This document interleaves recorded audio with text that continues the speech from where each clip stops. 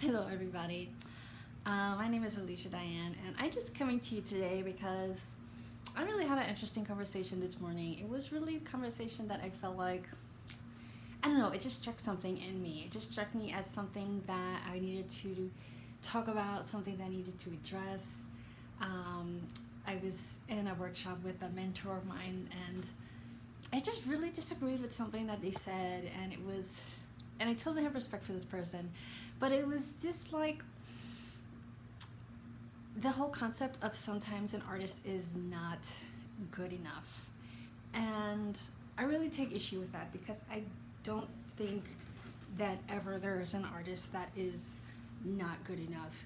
And I think one of the arguments was that it's kind of like telling someone that is tough love, or like, being honest with people about where they're at. And I take issue with the whole like concept behind tough love because I don't think that love is tough. I don't think that love should hurt, or that love is hurtful by any means. I think it's the total opposite.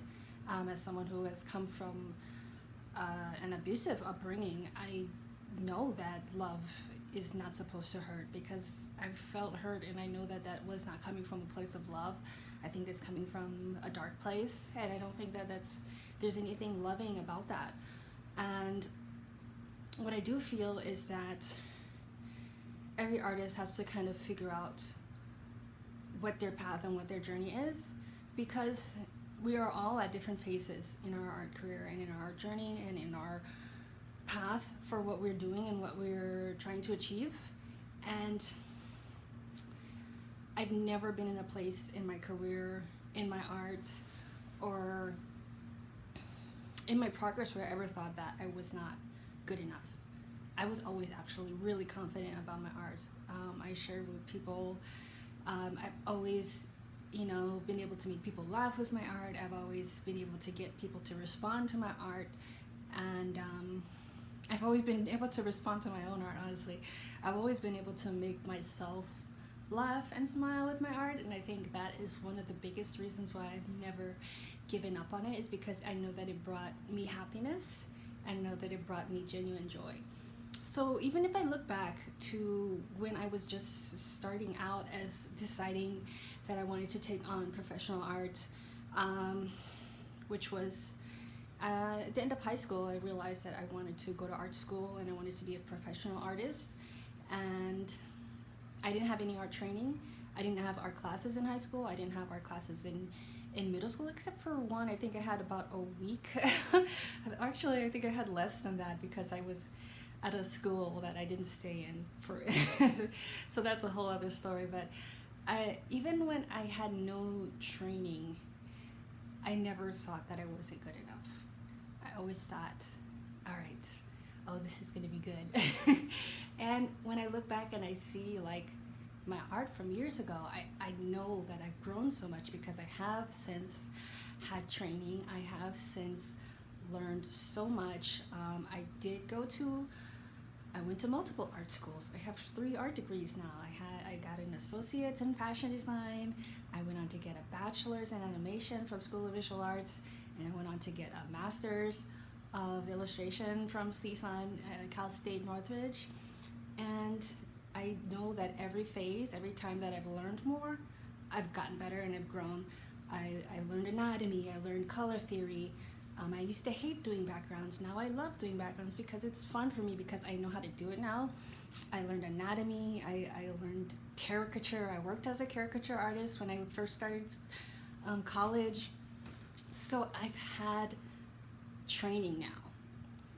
And not saying that you have to go through all these things to become a professional artist. I know a lot of people that don't go to art school that train themselves. And if you are disciplined enough to do that, then you can get to the same place without like a formal degree. But you really have to still put in the same amount of effort and work to learn everything.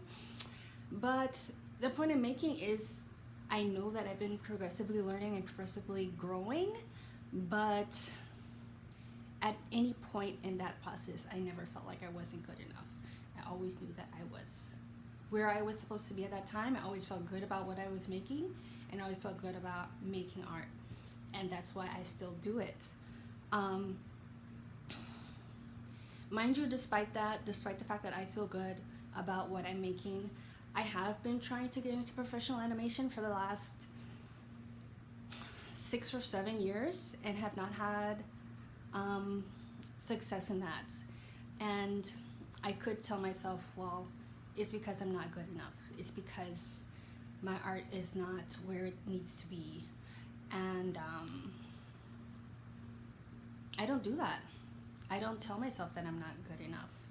I'm always trying to get better. I still take classes to this day, even though I've finished college, grad school. I still take classes even now because I continuously want to get better. I practice figure drawing every single day because I still want to keep getting better.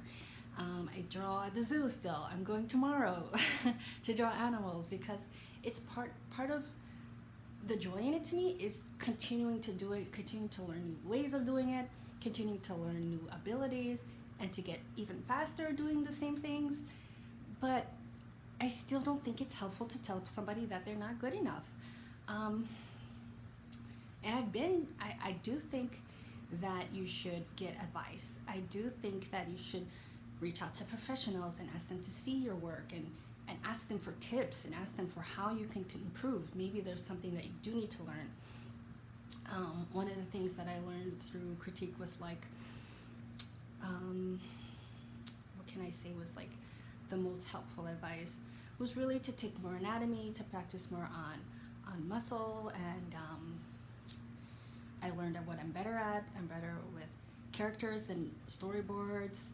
I've learned to really incorporate storytelling into my portfolio rather than just having a character standing still and not really interacting or doing anything, but to have characters interacting and have some sort of story.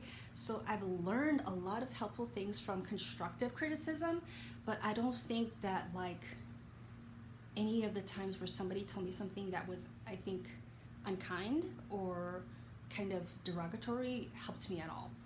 And I think I experienced this a lot. I think the most of the times, or the most, I think extreme times I experienced this I was in graduate critique, and I had to stand in front of a committee of about 13 professors and just me as the only student, and put my art up on the wall and show them what I made, and literally just get torn down and ripped apart by them, just like telling me, what are you doing here? You're making cartoons. This is supposed to be, fine art. And telling me that my storytelling was bad, and what I was making was, what's the word they use? I don't know. It was kind of like I had an agenda, or like it wasn't meaningful, or it was just a lot of like tearing me down. And I literally stopped drawing for like, I want to say almost 6 months. I stopped drawing because I was so discouraged. So it didn't help me. It didn't help me at all to get like that sort of critique. I got a tougher skin through it, and I think I'm able to take more. I'm able to take criticism, negative criticism, and learn how to not let it affect me. But I don't think that's how I would ever talk to a student. Even as I teach part-time now. I teach animation and comics to middle school age kids. I would never tear someone down, even if they weren't middle schoolers. I did mentor also like young adult students who were 18 to 25, and I still would not tell them something like that, because I think that is not how you get people to value themselves as an artist. I think that you need to recognize that beyond just the skill, everyone has a unique voice, and if someone is making art, it's because something is drawing them to it. Not to put a pun intended, but something is pulling them to it, and they're going to decide for themselves whether they want to do it as a career or not, because everyone has to learn eventually that it takes a lot of effort, it takes a lot of time to really make anything valuable. And I think that being honest with people is wonderful, and I do recognize when I think people need guidance when they're not putting their full effort, like when they're trying to take shortcuts, or if they're not really putting their all, then they need like really honest guidance, but they never need to be told that they're not good enough. They need to be told, you have more potential than this. You can create more than this. You really need to dig deeper in this. Maybe you need to do some self-studying, or like learning more about yourself. Like, what is it that you care about? What is it that you are inspired by? Think deeper. They need to be challenged, but they don't need to be told that they are not good enough, because that is not up to another person to say, and that is not up to a studio to say, or an art director to say, or anyone else to say. That's not up for debate. Is that any artist? I'm sorry. I'm like, it's really close to me now, because especially since my son is at an age where he's really thinking of, he's 17 and he wants to be a professional artist, and me having gone through what I've gone through, I know that it's a tough career, but it doesn't mean that you ever have to think that what you're doing is not valuable, because there's lots of people who might tell you that you'll hear that from people who don't care, that you're not valuable, that art is not valuable, but it's not true. If you're making art and you love it, then you're good enough, and that's it. It's like the end of the story. Like, there's nobody that can tell you, and honestly, it's not up to them to say that you're not good enough, because if you're making art and you love making art, that's all it is to be good enough. If it's giving you that feeling of like satisfaction, then you need to keep doing it, and dig deeper, and find stories that you have to tell. Find things from your childhood, from growing up, or find things that experiences that you've had that have changed your life, and incorporate that into your artwork, because those stories that are uniquely you, that's what makes you that's what makes it so valuable. That's what makes it like so unique, and that's what makes your art have all the value that it needs to have. And that's all you need. I mean, the skill is something that you're going to continue to grow on as long as you are alive, and as long as you are practicing art, you're going to keep on getting better. But the thing is, you are where you are right now because that's where God wants you to be. And wherever you get to grow and go to, it's like, that's part of the journey and the experience. But where you are right now, it's like, it's still good enough.